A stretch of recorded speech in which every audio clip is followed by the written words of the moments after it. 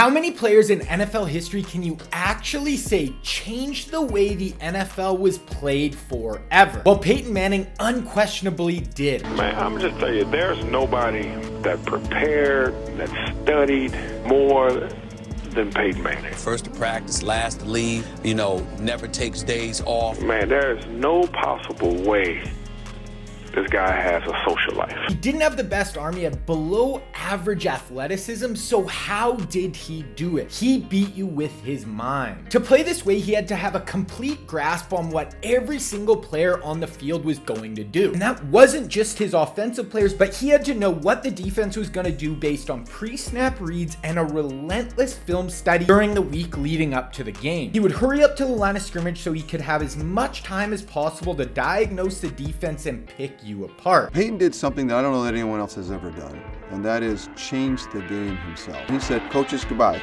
It's just me and receivers." This led the Sheriff to have one of the greatest careers in NFL history, and he should be on everybody's Mount Rushmore of NFL quarterbacks. When Peyton retired, he had broken basically every relevant quarterback record. He finished his career with the most passing yards ever with 71,940, the most passing TDs ever with 539, and the most wins ever with 201. He also had an NFL record 5 MVPs. He's one of the best that ever put on a helmet and a jersey and went out there and did it. Peyton Manning is the greatest of all time.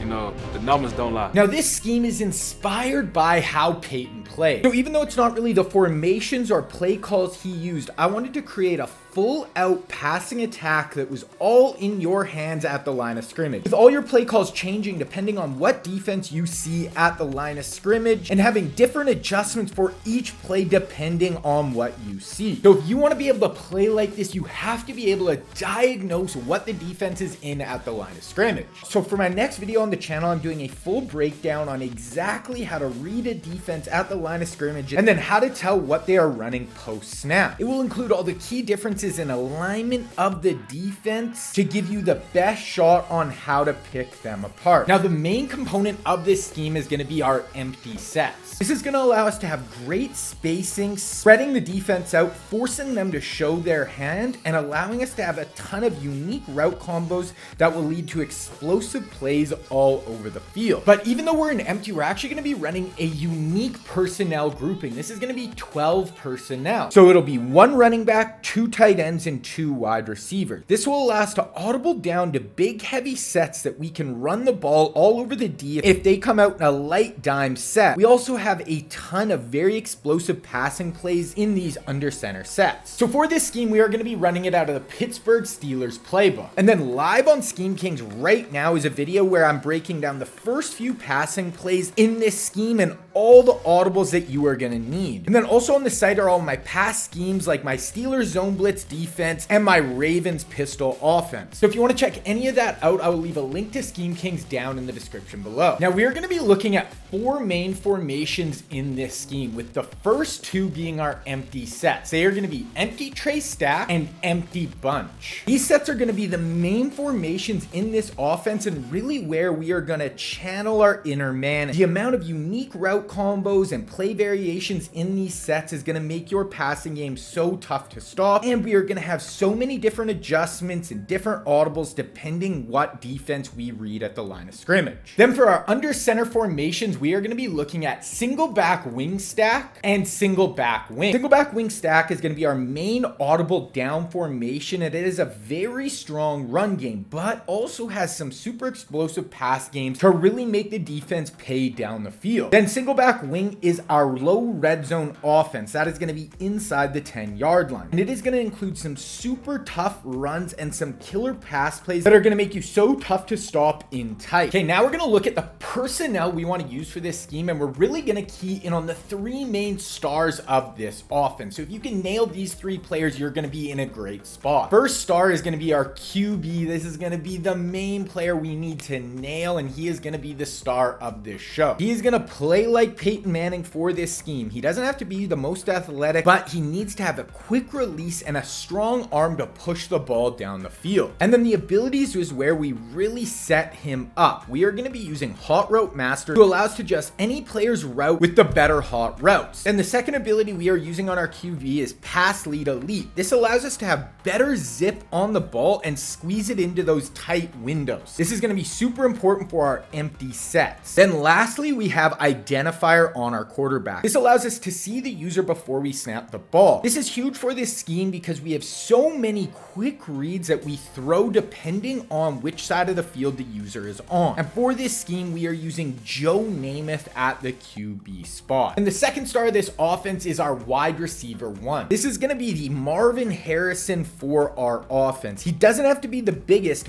but he must be super quick and a great route runner. He must also have speed to get open deep down the field for our one-play touchdowns. This is going to be our main receiver, and he is going to be getting the ball an absolute ton. And then we also want to put route tech on this player to allow us to get quick and easy separation against man coverage. We're going to be using wide receiver Ricky Williams at this spot, and he is always going to be the front of stack wide receiver in our empty Trey stack formation. Then the third star of this offense is going to be our tight end 1. This is going to be the Dallas Clark for our offense, and we need him to be a great possession receiver that can make those tough catches over the middle, but he has to have the speed to make you pay once he gets into the open field. And then for this player, we are using the ability Short and Elite, and once again, this will allow us to get quick and easy separation against man coverage and increase our catching stats over the middle. And then at this spot, we are using Mike Ditka, and then he'll always be the inside most receiver on the trip side of our empty Trey stack formation. Then for our wide receiver 2 and our tight end 2, we want just all around players who are good,